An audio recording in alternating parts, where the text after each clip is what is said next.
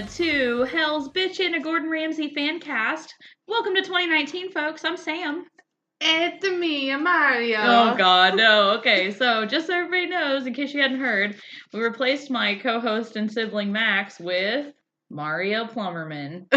Is that his last name? No, his name is Mario. That's As confirmed. It's not canon, but it's canon in the Super Mario Brothers movie. Anyway, welcome to Hell's Bitchin'. We have been away unintentionally. Holidays. Yeah, we did not mean to skip the Christmas week and the New Year's week. However, suddenly it was Thursday and we said, oh no, what about the pod? Well, you know what? Self-care. That's just how the cookie crumbles. That's just how the Christmas cookie crumbles. But I hope everybody had a great end of your 2018. I know you guys have been waiting for the next episode of Hell's Bitchin'. After the dramatic conclusion last time. Max, do you remember what happened last time on Hell's Bitchin'? No. Do you really not? Kinda. Okay, so they had a challenge. Dinner service, the first team to serve all of their diners won. Right. And who won? The red team. Good job. And who went home? To everybody's surprise.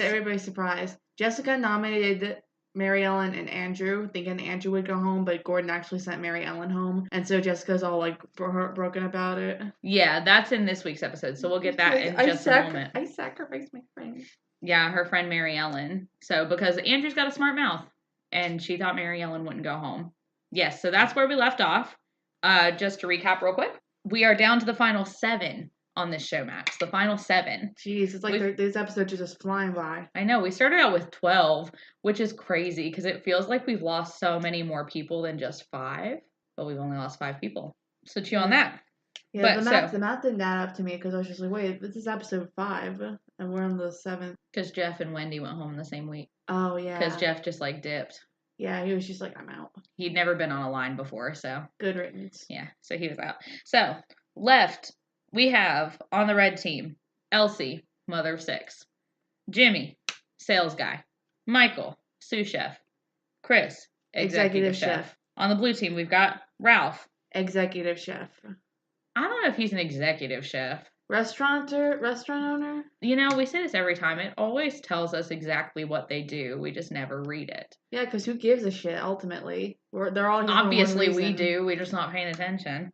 Next on the blue team, Jess, headhunter. And Andrew. Asshole. No. Young kid who also works in a restaurant.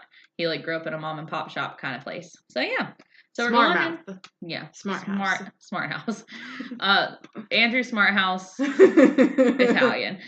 So, yes, we are on episode 5, which it feels like it's only been 1 episode, and it also feels like it's been 2 seasons. Time flies, huh?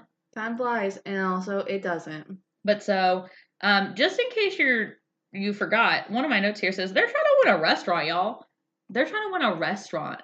They're going to win a full-on restaurant at the end of this. So there's a lot on the line. How are they going to run a restaurant if they can't handle the kitchen? Yeah, that's the question. That's the question Gordon is asking. Exactly. So we started episode 5 with the same old long-ass intro. Eventually, this long-ass who the hell is Gordon Ramsay intro will not exist anymore. But for the time being...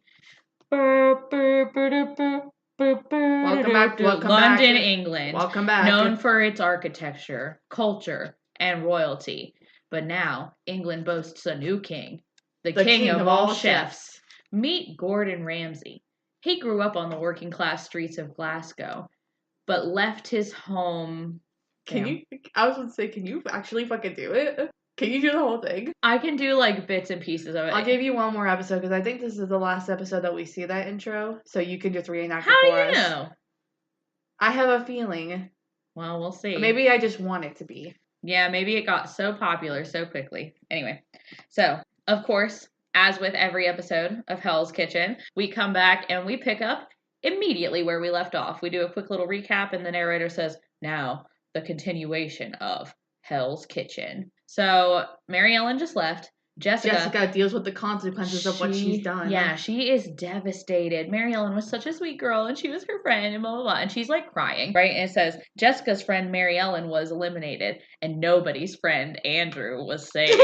That's what the narrator said. The narrator said, nobody's friend Andrew was saved. And he's like, oh, God, I survived the fucking guillotine twice. And I'm like, shut up. Well, don't bring the French into this. No, listen, he did, though. He survived the chopping block twice, right? But everybody is saying that Andrew should have left. Jessica immediately, like, runs down the hallway, and there's this weird moment where Andrew, like, gives Jessica a side hug and grabs his bag out of the hallway and ducks into the room. And one thing I noticed also, 2 different parts in this episode, I noticed that the team that's getting eliminated, they all put their bags in the hallway before they leave. So, like, Andrew picks up his bag of stuff that he was going to take home and ducks into his dorm room. And he, like, gives Jessica, like, this weird Christian side hug.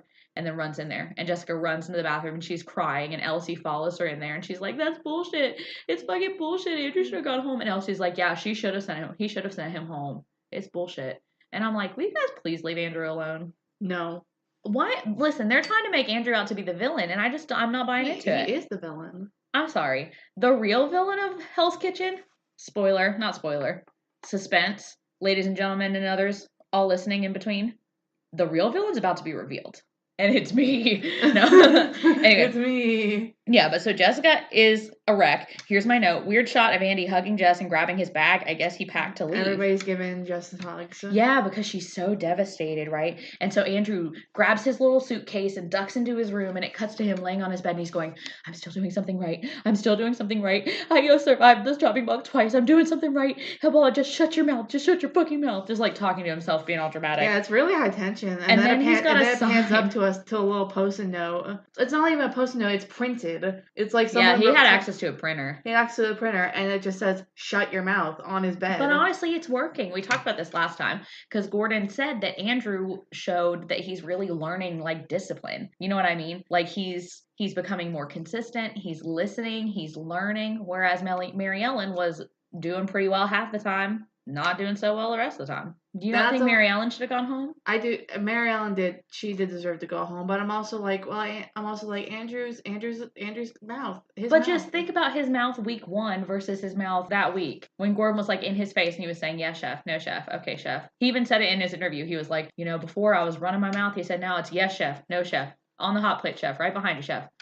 He's like, and I'm here, and I did it, and I survived. And I was like, yes. I guess I'm just trying to play with the equivalent of a devil's advocate is to this Hell's Kitchen. Who's the devil? Gordon Ramsay. Gordon Ramsay's the devil. Is he? I think he's an angel. Well, the devil was an angel or whatever, right? Or whatever. Yeah. Anyway, so next day in Hell's Kitchen, everybody goes down for their first challenge, and Gordon's first...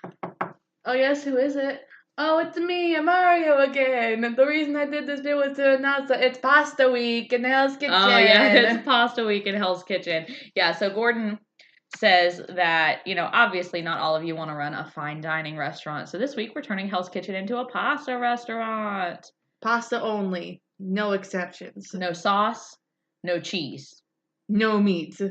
Just pasta. Just pasta. No, just kidding. Raw-ass pasta. Raw, uncooked, rolled out pasta. No, so they're changing Hell's Kitchen into a pasta dish, a pasta restaurant this week. Pizza, pasta, put it in the box. Anyway, so the first thing that Gordo does is he asks both teams, who do you think is your strongest link and who do you think is your weakest link? And he asks Ralph, who do you think's the strongest link on the blue team? He says himself.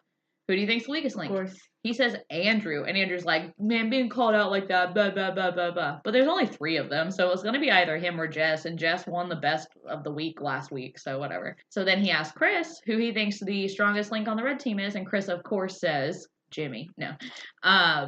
Chris, of course, says himself because his favorite thing to do is talk about how much of an executive chef he is. Yeah, he's like, I'm just not I'm not even just like bragging. Like, it's just a fact. Like, I blah, blah, blah. I worked really hard to get where I am. And then he says the weakest link is Jimmy. And Jimmy's like, yeah, right, dude. I'll show you who the fucking weakest link is, pretty much. But so they go to their next challenge, which is pasta making. So pasta. I love pasta. I really love pasta. Pasta is great. It's so yummy. What did you do with my brother? You're an impasta. Set it in a symbol crash there. just like one, just like slamming on the floor. Okay, so the first challenge is pasta making, and similar to the previous like squid challenge where they had to clean and gut a squid and it had to be perfect, and the team that does the most wins. It's like that, but with spaghetti. Spaghetti. I wonder if the mic can pick up my wrist flapping as I'm just like spaghetti. Have you ever heard the sound of one hand clapping? Remember that like stupid thing people did in middle school? Yeah, that's basically what I'm doing every time I go spaghetti. He's gonna throw his wrist out, folks. Yeah, this is my good wrist too. Oh shit. Well, anyway. There goes my career. It'll be fine. The podcasting's really gonna pick up for us here soon. Anyway, so yeah, so they have to make spaghetti, and the team that has the most usable bits of pasta, the least clumps, rolled out correctly, cut well, able to be cooked and then eaten, the team that has the largest weight of pasta will win a surprise prize. So, the best kind of surprise is a surprise. That's true. So, Chris sits out because the red team has 4, blue team has 3, and so it's Elsie, Andrew, and Michael versus Ralph, Andrew, and Jess. Did I say that right? You said Elsie, Andrew, and Michael. I'm just dreaming. That's my dream team. Elsie, Andrew, and Michael. I'm like, let's do it. Okay, well, it's Elsie, Jimmy, and Michael. And Jimmy has to hold his arms out like a Frankenstein. To hold the pasta. Yeah. He's like, I'm big. We can fit so much pasta on these arms. Yeah, and then in a little while, he's like, ow, my arms hurt. My arms hurt. I gotta make a note here, or I gotta note this note that I made. Because Gordo, he puts on a strong front, but he's showing them how to make pasta, he's showing them how to drape it, and he has Chris put his arms out for the display, and he's like, let's flour him up really good, and he puts a bunch of flour on Chris's arms, and then just like throws a handful of flour in Chris's face, and it was fucking hilarious. Yeah, everyone's just like, everyone's like, ha ha ha ha, we're having a great time. It's not all hell in Hell's Kitchen. Sometimes. Now we're at the Devil's Carnival section of Hell's Kitchen. Right, the Devil's Carnival. That sounds like a Rob Zombie movie. It's an actual like musical. Made by Rob Zombie? I think it's by the same people who made Repo. Oh, word. Well, have to Google that later. It's pretty good. Cool. So, anyway. So, yeah. Gordo throws flour in Chris's face, which I love. And then they get to the pasta making. And my next note is Michael is being so fucking extra. He's like, I didn't even feel my arms. I was cranking that pasta so fast. I mean, and to be fair, he was cranking that pasta really hard. To be fair, you just see him go. He's going for it, dude. He's going for it like he's working at like a sawmill, and he's 12 years old, and his family's not going to eat because of child labor laws or some shit. He's cranking it, but he's being so extra. He's cranking it like Charlie Bucket cranks newspapers out. He's cranking it like Charlie Bucket's mom stirs around her jean soup in her little denim shed in Charlie and the Chocolate Factory. Do you guys ever notice how in Charlie and the Chocolate Factory, Charlie goes to see his mom, and she's just like in a shed, just like swirling around jeans in a trash can? She's washing them. No, she's dyeing them, I'm pretty sure. No, I'm pretty sure she's washing them. Pretty sure she's dyeing them. Why would she be dyeing them? What would you? Because somebody has to make maybe that's her job, to dye the denim. Why isn't she at a place? Who can make the blue jeans make really blue? Charlie, stir them in a trash can and then make them in a stew. Make them up a stew. She can. Charlie's mom can. Oh, Charlie's mom can. Charlie's mom.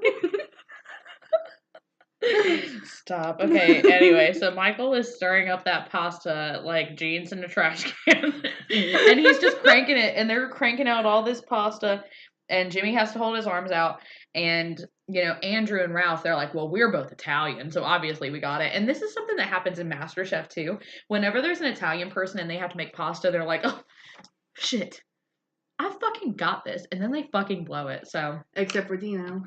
Well, except for Dino, yeah, but that was a cannoli. That's different. Yeah, he's what did he say? He was like, I didn't have a pacifier growing up. I had a cannoli. Yeah, so. Y'all like MasterChef season, 12?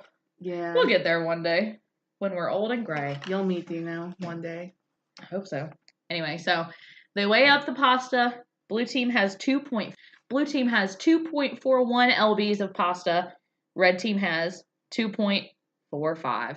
They fucking killed him. And Yeah, the blue team are barely. sore Like losers. they Yeah, were, just they were barely. like picky. They like Gordon was like he was picking out like single strands that were not good. Like he was really nitpicking this stuff. Yeah, but at the end they did it. They did it, and the blue team is like, look at that, my grandmother wouldn't serve that, and like Michael's like, your grandmother wouldn't serve it, but Gordon Ramsay would, you know. Yeah, and like Jess is like, my grandmother would never serve that. And it's like, shut up. What and is your Gordon's grandmother? like, don't be a sore loser, or be a good loser. Yeah, I wrote here, blue team are sore losers again, and then Gordon's like, don't be a sore loser. Come here, you. So yeah, so the blue team loses, which means they have to make all of the pasta for the next night's dinner service. All of the pasta for the next night's dinner service. And the red team gets to go. Don't skip arm day. Yeah, it's arm day for sure. And so the red team gets to go on a surprise outing, and they don't really know what they're doing. And as they're leaving, they have to walk through the kitchen to leave. So they have to walk by the blue team as they're leaving. And Ralph yells, have fun! And Michael flips him off over his shoulder. It was hilarious. I was like, yeah, fuck that guy. But then they get to go on a gondola ride. And like drink wine and eat cheese on a boat. Which isn't really much. I would love to go indoors. Like, it was a really cloudy day, and there's like, we're just gonna go on a gondola ride through the waters of Los Angeles. Listen, if you were in Hell's Kitchen, and instead of getting yelled at by your favorite celebrity chef, you got to go eat cheese on a boat with some guy in a striped shirt. What if I fall off the boat? It's not like it's fucking rafting. Like, you're just, it's like peaceful. Like, they probably went like 6 feet out in the water. You don't know what I'm capable of on a boat. You don't know what luck follows me. So yeah, they go to a gondola ride, and you know the blue team the whole time are just bitching. They're like, you know, it really feels like we're getting the shaft. Blah blah blah blah blah. Oh man, I wonder what the red team's doing right now. Yada yada blah. And you know, and on the boat they're like, oh, I wonder what the blue team's doing. Making pasta, I bet. And you know they always do that. Mind each other's business. Well, I guess it's for the cameras, but they gotta rub it in. But I guess so. Yeah, but not Mike. That's when Mike says, grandmother wouldn't serve this pasta. Well, Gordon Ramsay would. So, and I was like, you're right. You're right. Also, who the fuck is Ralph's grandma? Like, dead? But, like, who is she? Like, should we give a shit? Probably not. No. And guess what? I've just decided that I don't. So the joke's on you, Ralph, wherever you are. Anyway, Ralph makes this really funny joke that Jess laughs really hard at. He says, welcome to Hell's Kitchen. My name's Ralph. I'll be your tour guide. And they're like, and it's like, that's not even like a joke. They have to laugh at something. It's Hell's Kitchen. I think they got plenty to laugh about. Anyway, so they come back, and after a wonderful gondola ride, after a wonderful evening eating cheese and drinking wine with a guy in a striped shirt, which where the fuck did they go for that? You know what I mean? They just went They're to like, in LA. Like, yeah. Where did they go? Probably. I don't know anything about LA. Maybe there's like a perfect spot that's like famous for its like beautiful scenic LA gondola rides or something. Yeah, maybe it's just like a giant lake like in the Little Rascals. Well, no, it definitely looked like it was like near a street or something. Like they were going under bridges, like the people do in the movies when they're on a gondola. Maybe they're not really in LA. No, they're in LA. Isn't that where Hell's Kitchen is? What made us think that we were entitled to do this podcast if we don't research a goddamn thing? Oh well. Oh. All right, so it ultimately doesn't matter. They went on their shitty gondola ride. And then they come back, right? And Jessica's like, Mike really thinks he's playing the game. He's just playing like the shy, sweet boy. But, you know, he thinks he can play all these people. He's trying to be like, blah, blah, blah, manipulative and stuff. I was like, where's this coming from? Well, and it cuts to Mike walking up to Jess in the kitchen like, hey, how's it going? I hope you're not mad at us. Like, me in particular. Like, I hope you're not mad at me. You know, we're just playing the game. All this stuff, and it was really weird, and she was like, he's playing like the shy sweet boy angle. She was like, but honestly, like I can see right through it, you know. And then Michael goes outside. No, wait, first Michael and his best friend Chris have a conversation in their dorm room about how they want to shake each other's hands at the end and battle it out, and you know, all this stuff. And Michael gives Chris his blanket, and he's like, have a good night, buddy, have a good sleep, like I love you, man. No, he doesn't like say that, but like they're like buds. And like Michael's like, who do you think's going to make it down to the end? And Chris is like, it's going to be me and you. Like, I'd love to shake your hand at the end and just do battle. He's like, but you know, you could always go the strategy route and put me up for elimination sometime. Like, you never know, blah, blah, blah. And then Michael goes outside, and the narrator says, let me put on my narrator voice. And then, seeking a moment alone, Michael goes outside to perform a nightly ritual. A conversation with himself. And they really make him look fucking crazy. He's like Michael. Michael hasn't been Michael since he arrived. It's fucking wild, y'all. Michael hasn't been Michael since he left. No, listen, I have been waiting to get to this moment. As I said before, I have seen this first season of Hell's Kitchen, and I've been waiting to get to this moment because Michael is honestly, aside from Elsie, mother of six, my fave. We want the restaurant. Is that your Schmeagol? Yeah. Stop. Is it bad? I mean, it's not the worst Gollum impression I've ever heard. Or Smeagol. Whatever. Don't at me. I've never read Lord of the Rings. But, yeah, so Michael goes outside and he's like, Michael hasn't been Michael since he arrived. Michael's been plotting, watching, planning.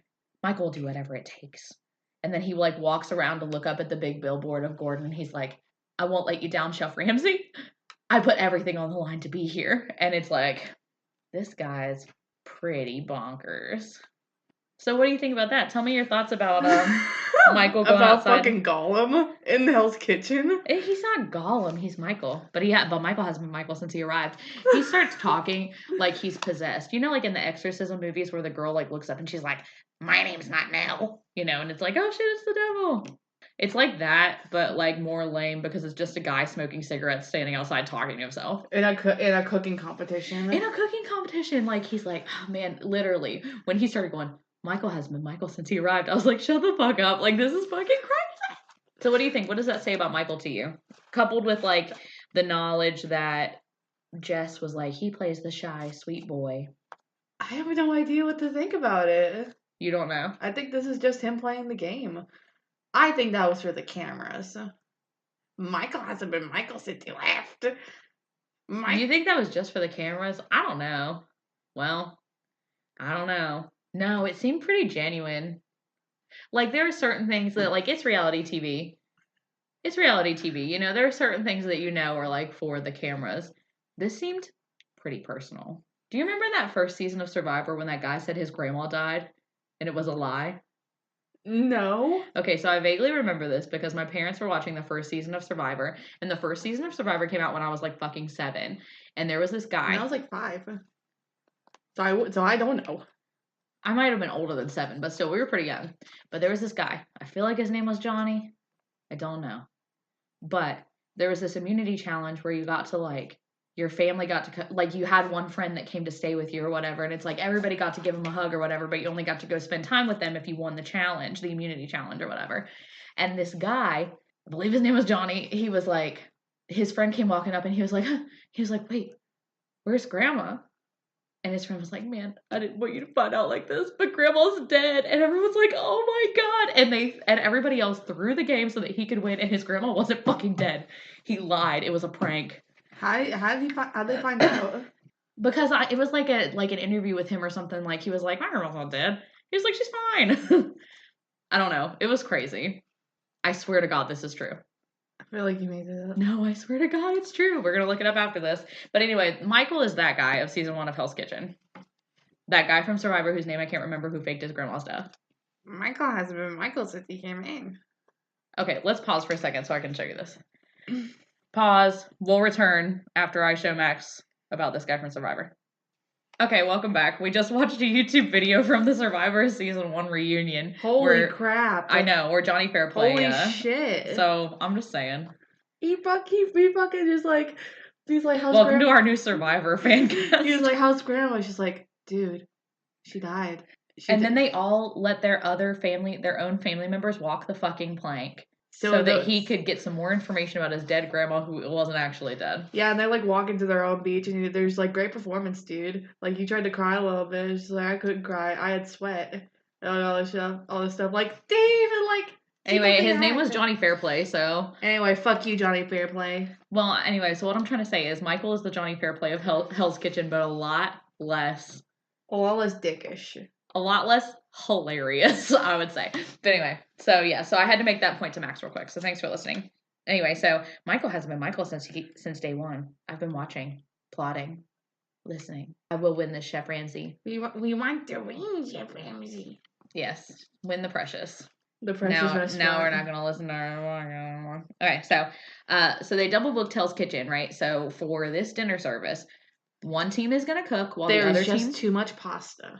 that's too much tuna. So one team is going to cook while one team serves in the dining room, and then they're going to switch.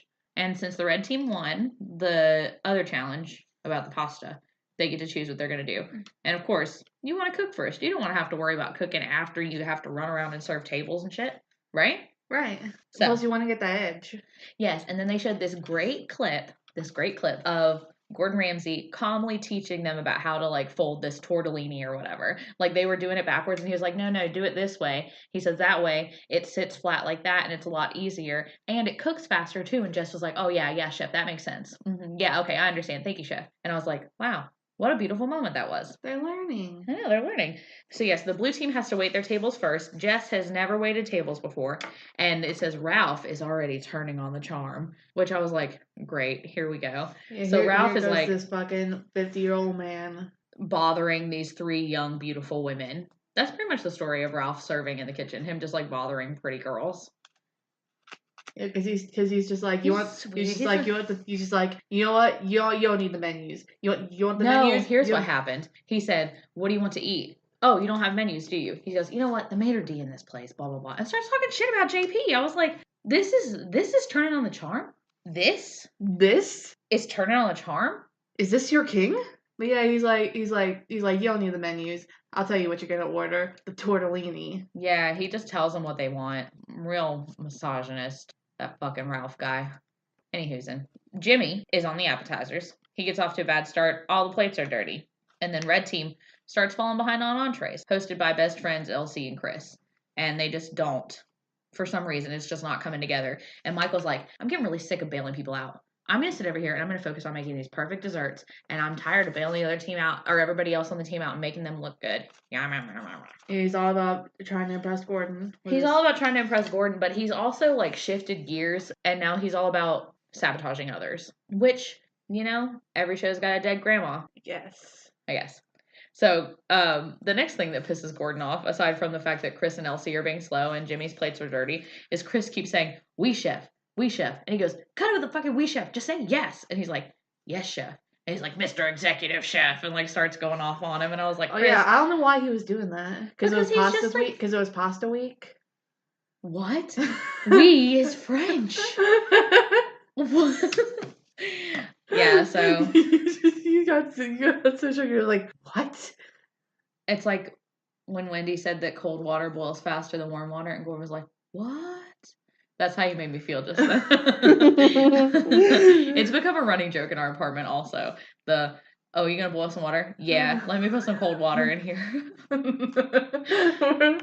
Funny joke. We're idiots. We love Gordon. Anyway, 30 minutes left in the first eating. Mike has thrown people under the bus already, and he's not helping Elsie and Chris. And the thing is, I don't know what was not working with Elsie and Chris because they had to make these lasagnas and like Gordon was like, Elsie, I just see you keep prepping, but nothing's actually getting cooked. And Chris is like, we chef. And he's like, cut it with the we chef. Cut it with the we chef. Like there's a tiny chef in the kitchen. Ratatouille. Ratatouille. I just made up the plot of Ratatouille. Okay. So, oh man, wouldn't it be sick if it was Hell's Kitchen, but one of the chefs was controlled by a tiny rat? Well, we'll see. What happens. What if it's Michael? Well, he really is kind of a rat, throwing Elsie under the bus like that. Lift up his hair. There's a rat in there. You think he's wearing a wig? Maybe. I know Ralph isn't. Conspiracy theory. Michael's wearing a wig. He's being controlled by a mouse. That would explain why Michael has been Michael since day one. Because he's been a mouse the whole time. We've solved it. He's not having Call Benedict Cumberbatch. He's not having a conversation with himself. He's talking to his mouse friend. His mouse friend is talking through Michael. It's like there's an alien in his body. But instead of an alien, it's a tiny mouse chef who lives under his hair. How do you think Ratatouille works? I know how Ratatouille works. He's on top of his hair. Why do you think he can talk through Michael? Because, okay. Anyway, so Chris and Elsie are struggling to finish their entrees. And so Jess just starts handing out shit. She's like, do you want a tortellini? She literally goes, well, are you hungry? Do you want this tortellini? I know it's not what you ordered. Do you want it? I mean, if you're hungry, if you want to eat something, I would suggest you eat this. Because they're about to close the kitchen. And it's just crazy. It's craziness. But so the kitchen closes after 2 hours. Gordon says, guys, I am not happy. And he's not happy. And so Mike's like, what are we going to do to win this? I know. We're going to tell everybody to order lasagna. Lasagna seems to be the sticking point with these because kitchens. it's a pain in the ass to make. Yeah, it takes longer to cook. It's more assembly time and stuff. So they've got an hour between dinner services, and Michael's telling everybody, he's like, red team, tell everybody to order the lasagna. And guess what, guys? They fucking do. But before they can even get that far, oh, listen. Okay, before I could even get that far, let me backtrack. So Mike's trying to take the blue team down from the dining room, slamming them with lasagna, right? And then they show a clip of Mike talking to Mary Ann, the sous chef, and she goes, well, you know what they're low on? And he goes, what? And she goes, you know what they're low on. And he goes, lasagna. And she goes, yep. Did you miss that? I guess so. Yeah. Lasagna. So, yeah. So I don't know if maybe Scott's the blue team sous chef. Oh, I guess that makes sense because Mary Ann was over there because Jeff yelled at her. Yeah, say thank you, Mike. Say thank you, Mike. Thank you, Mike. Yeah, so Mary Ann was like, well, you know what they're low on. And Mike goes, what? She goes, you know what they're low on. And he goes, lasagna. And she goes, yeah. So she knows she's playing the game. Shit. She'd probably tell Michael how to play the game. Anyway, so before the kitchen even has a chance to fucking open, Ralph and Andrew start getting into a fight because Ralph is always trying to tell Andrew what to do, and Andrew just doesn't like being told what to do. I think that's Andrew's problem. Yeah, he has an authority problem. Yeah, exactly. And he's gotten to the point where he can take it from Gordon, but when Ralph is always trying to boss him around, he's just like, no. Who the fuck are you? I'm not fucking listening to you. Are you Gordon Ramsay? No. And like, Ralph like chewed him out. He was like, next time you want to give me some fucking lip, just fucking don't, okay? Blah, blah, blah, blah, blah, blah, blah. And Jess was like, this is enough. Yeah, they got into a fight over something before the kitchen even opened. So it's like, you guys are off to a good start. And then once they actually start cooking, Jimmy is sweaty as shit, running around serving tables. Elsie's like, you want to try the lasagna? And people are like, yeah. And Mike's like, oh, the lasagna is so good. And they're like, oh, yeah, we'll have the lasagna. And meanwhile, Jimmy's like, he's got napkins falling out of his pockets. He's just like sweaty and drenched. And everyone's like, Jimmy! Jimmy! Yeah, Gordon's just like yelling for Jimmy. Jimmy! Because this is another restaurant that has 2 floors, which is something I'm fascinated about. Restaurants that have more than 1 floor. Such as the McAdoo's in Beckley, West Virginia. That's the only restaurant I've ever been to that has 2 floors, I think. Let's think if we've ever been to restaurants that have 2 floors. No, just kidding. But yeah, so Ralph and Andy are fighting. Jimmy is sweaty and running around. They're slamming him with lasagna. Ralph is splashing tomato sauce all over everything. And Gordon's like, what are you doing? Like, he's just like cooking in tomato sauce. And like every time he like pours it into something, he spills it on something else and all this stuff. And he's like, you're just putting tomato sauce everywhere. Just stop. And then and Jimmy's Jimmy's sweating. Jimmy's sweating. It's very gross. And people are just like, are you okay? Are you all right? And they're like go towel yourself off. He's like, yeah. And this couple's like, he's sweating like a boar. Okay, I was making sure that I had a note. Yeah, they said he's sweating like a boar. Did they say that? Yeah. I guess boars are really sweaty. But then Gordon's trying to get him to come down. He's going, Jimmy. And he goes, Jimmy! Oh, look at him. He's like an inflated turd on a fucking cloud. What does that mean? Means an inflated turd on a fucking... And John Philippe was just like, stop touching yourself. Yeah. Quit touching your face. Listen, I've got a really great impression lined up. Okay? Oh, yeah, your stellar John Philippe impression. Yeah. But yeah, so Gordon's yelling at Ralph because Ralph is trying to be like a smartass to him while he's trying to talk to the red team. And he's like, Ralph, one more word out of you and blah, blah, blah, you're done. And then he's like, Jimmy, get your shit together. And JP is just like cringing. Like he's just standing off to the side like, making that sound, but with his face. What's that? This is socks. And then JP says, stop touching yourself. Stop touching your face like your hair. I sound like Ewan McGregor's leaving here from the Beauty and the Beast 2017 movie. Except thicker. Ow. Yes. Stop. Are we going to get sued for copyright infringement on this episode? Well, we're going to be... we're going after Disney Pixar. We're going to be hit left and right with lawsuits. And then we'll make the news. These two siblings got 12 lawsuits from one episode of Hell's Kitchen. Of one episode of their podcast that only 2 people listen to. Yeah. But so JP goes, stop touching yourself. Don't touch your face. Don't touch your hair. Just stop touching yourself. And Jimmy goes, okay. He like literally just like laughed in his face. And I don't know if it's because he's like, all right, whatever. Or if he's like, funny accent. He's like, stop touching myself. Oh, it's a dick joke. But Jimmy's like the kind of guy, like even when Gordon yells at him, he's always like, "I'm not gonna just back down because some guy yells at me." He's the kind of person that's like when he gets yelled at, he's just kind of like, "All right," like whatever. Just gives it a good chuckle. Yeah, but that doesn't change the fact that he is sweaty. Yeah, he's sweaty and everybody hates it, and he just stop touching your face and your hair. Hello, I'm Amazing Strong Bad.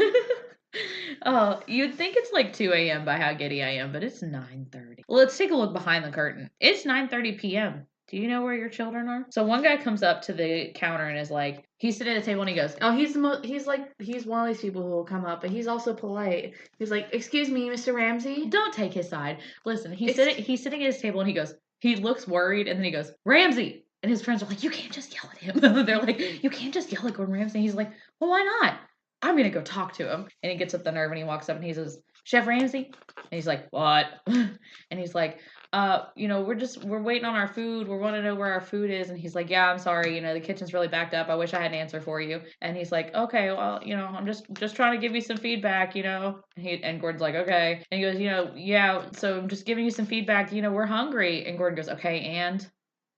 We're hungry. Yeah, he's like, I hear you. Why are you harping on about it? You know what I mean? He's like, I told you that the kitchen's back up, so. You tell him to go lose some weight, and I'm like, what's with this fat shaming in 2005? It's 2005, I guess. You gotta kind of give it the benefit of the doubt. I don't think Gordon would say any shit like that now, though. I think he needed to be, like, as mean as possible back then. Yeah, for this is American TV. Yeah. You gotta be mean. You gotta be mean! Anyway, so next step, the losers. So the blue team served less diners than the red team. Yeah, because the lasagna conspiracy. Yeah, however, the food that they did serve was rated better than the red team's. Yikes. And their service was pretty good, whereas the red team sucked. So, surprise, the red team loses. What? I know, and guess who's the best of the worst? You guessed it. Mr. Panacotta himself. Old Ratatouille himself, Michael. Michael, but who, not Michael who is not been Michael since day one. So it is Michael, but at the same time, it's not Michael. But so he gets to nominate, and Gordon says, go away for 30 minutes and let everybody bother you about it. And so they go away for 30 minutes, and Jimmy does this class act thing he does every time. He goes, well, Michael, I'll tell you what I told everybody. If it is me, I understand, and it's been nothing but a pleasure working with you. And he shakes Mike's hand. And then Elsie is in the kitchen, and she's opening a bottle of wine, and she's like, I'm gonna go home. And Jess is like, no, do you need another hug? And then Andrew comes up and gives Elsie a hug. Like, it's a really awkward, like, back hug. Yeah, but it was really sweet. Like, you could kind of tell that the three of them are, like, actually, like, buds.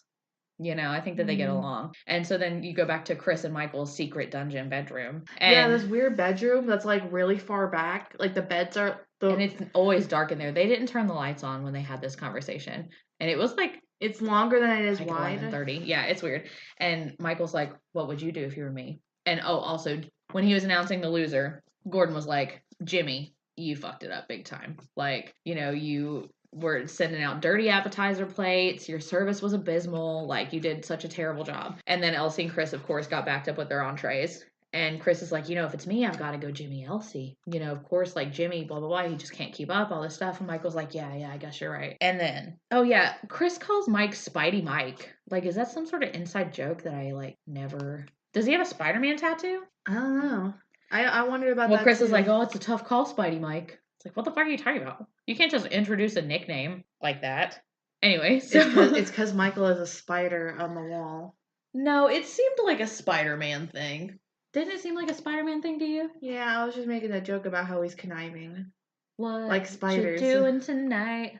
I wish I could be a fly on your wall. $10 million if you can name that song. Siri, what song is this?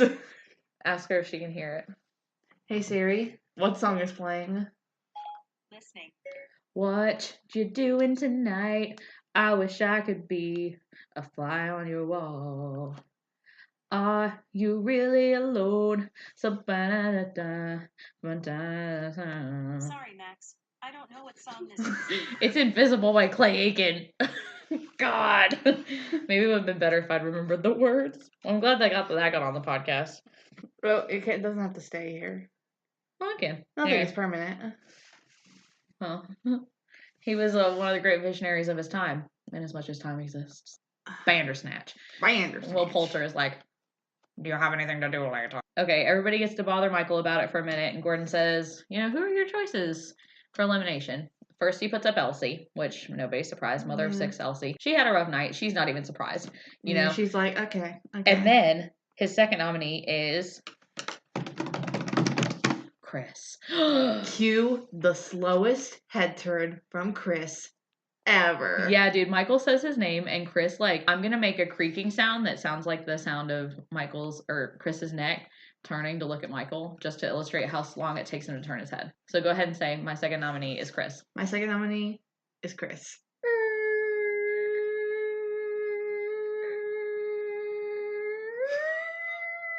It takes him that long to turn his head to look at Michael because he's shocked. His best friend, Spidey Mike, how could he do this?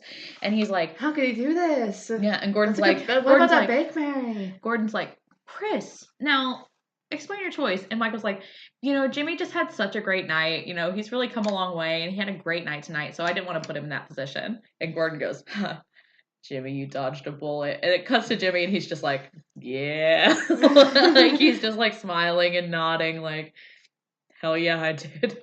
It's fucking hilarious. I love it. So, yeah, he said, Chris said he was the strongest on the team, and if that's true, he'll be here tomorrow. Ooh. Is what Michael said about his nomination of Chris. So, fucking crazy. So, Chris and Elsie come up. Calling him out. Yeah, dude. I think it pissed Michael off when Chris said that he was the strongest on the team, too. Because the red team really turned it around when Michael came to the red team. Don't you think? I do think. So, yeah. So Michael got pissed off, I think, when Chris said he was the strongest link, and then he said, well, if he really is the strongest link, then he'll be here tomorrow, which I thought was fucking, like, shots fired dope. But yeah, so Chris and Elsie come up and plead their case. Why do you think you should stay? Elsie said that because she's grown and learned, and honestly, she fucking has. She came into this kitchen not knowing jack shit, and she's like... a mother of 6. First of all, mother of 6. Second of all, fucking killing it in Hell's Kitchen, dude. She works the meat station all by herself. She's learned so much. Like, she's learning everything, and she's doing a great job. And Chris, on the other hand... Chris said that he's a hard worker, and he's devoted, and blah, blah, blah. And guess who got eliminated, Max? You mean a legit guess? Yeah, I guess. Chris? Ding, ding, ding. It was Chris. Because Chris thinks he doesn't have anything to prove. He thinks that he doesn't have anything to learn. Is what it is. He thinks that he knows it all, yada yada blah. Chris got eliminated and Michael fucking smiled. He was like, Ratatouille smiled. And he was Ratatouille pulled the strands of hair that controlled his lips into a smile. So I was like, hey. Yeah, it was crazy. It was just like in Ratatouille when he's trying to talk to that girl, that French girl that looks like Scarlett Johansson. Huh? Do I remember Ratatouille very well? No, you don't. I'll tell you right now, you do not. Well...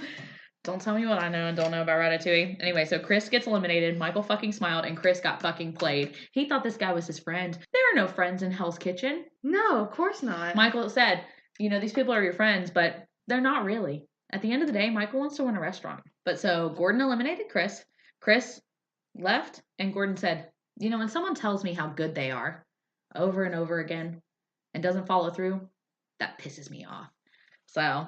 finally, Chris's fucking executive chef bullshit cost him, in the end, Hell's Kitchen. The high. But it was a straight up for real strategy move on Michael's part. A literal tale of Icarus flying too close to the sun and falling. Did he fly too close to the sun though, or did he just like kind of kick back and think that he didn't need to do anything to like prove his worth? He was like, "Oh, I've got this. Like I know everything I need to know." The sun is how great he is. He's like, "Yeah, I am so great," but then.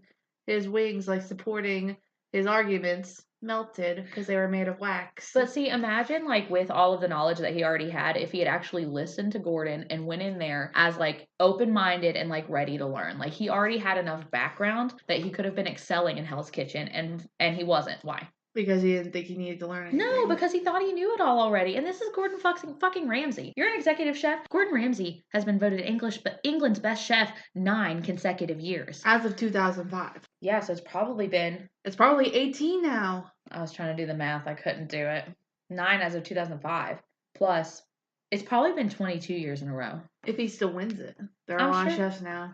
I guess. But anyway, yeah, so Chris is gone bye-bye. Chris is gone, and, you know, it was just a matter of time. Jimmy really dodged a bullet, though, and he knew it, too. And it was funny. But Elsie said, this is the most stressful thing I've ever done. She goes, I bore kids. It wasn't this bad. And I was like, love you, Elsie. And then we turned it off because we didn't want to see the previews because no spoilers. No spoilers. So that is episode 5 of Hell's Kitchen. Max? Sam? Who do you think's going to win? Oh, you know who wins, don't you? I do know who wins. So do I. But you don't know what happens over the next, 2 or 3 episodes? Right.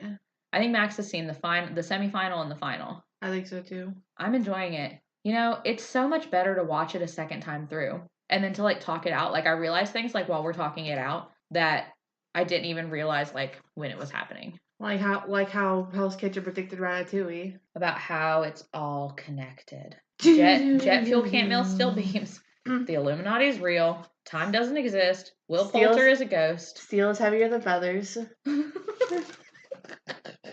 That's right. A kilogram of steel. Because steel is heavier than feathers. Oh, but they're both a kilogram. Oh my god. That's such a good video. I love the video. Anyway, thank you for joining us for episode 5 of Hell's Bitchin'. We'll be back next week for real this time. For reals this time. No more skippies, because there's nothing to look forward to until Halloween. Until MasterChef Junior comes on. Oh, we're going to do a February. series about that? Maybe. Or maybe we'll go back to the original season of MasterChef Junior. I don't know. Hey, if you're listening to this podcast and you're a Gordon Ramsay fan, what do you want to see us do next? Or rather, hear us do next. We got lots to choose from. MasterChef, MasterChef Junior, Hotel Hell. Hotel Hell. Max wants to do Hotel Hell. Gordon Ramsay's Boiling Point. Apparently the F word is really good. I've been told. Isn't that like a what's his name, Bobby Flay style show? I don't know. I'm not sure.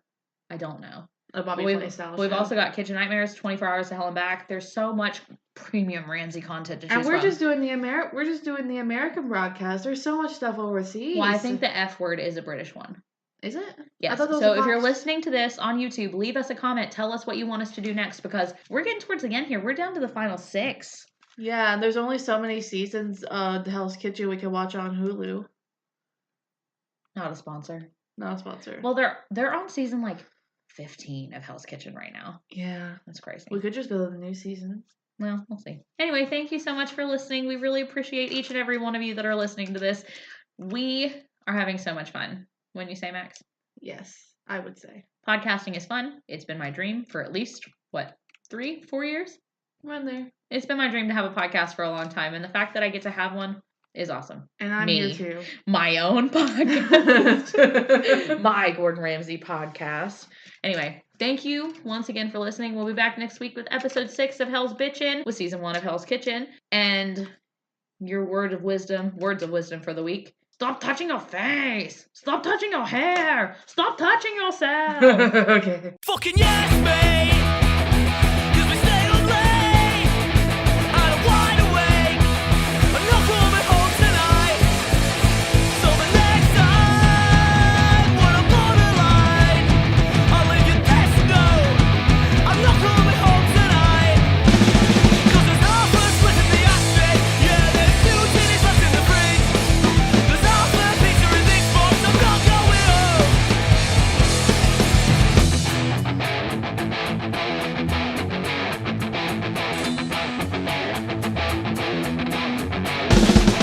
Spent all night in Washington, drinking Sailor Jerry and Coke. Met 2 girls from the Octagon that said they wanted to go for a smoke. Woo!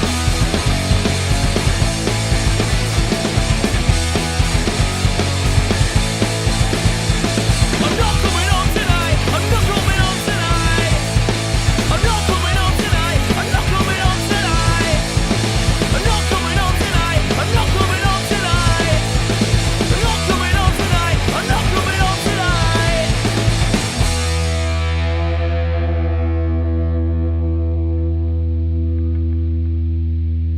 Fucking yes!